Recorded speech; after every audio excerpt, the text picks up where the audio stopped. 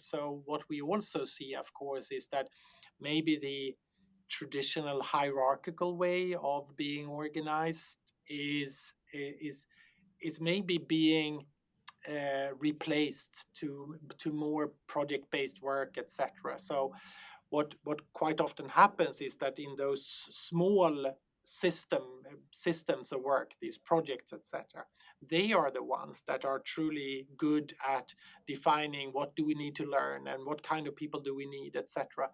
It's as you say, probably as a manager, and we've seen in some organizations you could have up to 50 people or more even reporting to you, and in those kinds of situations it's absolutely impossible to do that.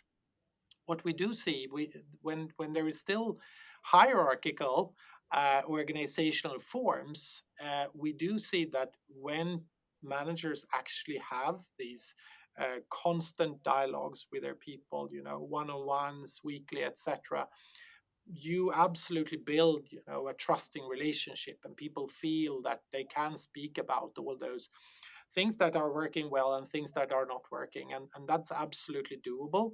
And then all of a sudden you understand more and more, even though you're not directly involved in maybe the day-to-day work with your people.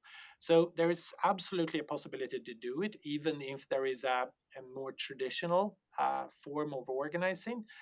But I do really want to say that what we see more and more is maybe leaving the hierarchy and going into maybe what could be called hierarchy. So we're wired together in a different way, and not based on hierarchical teams.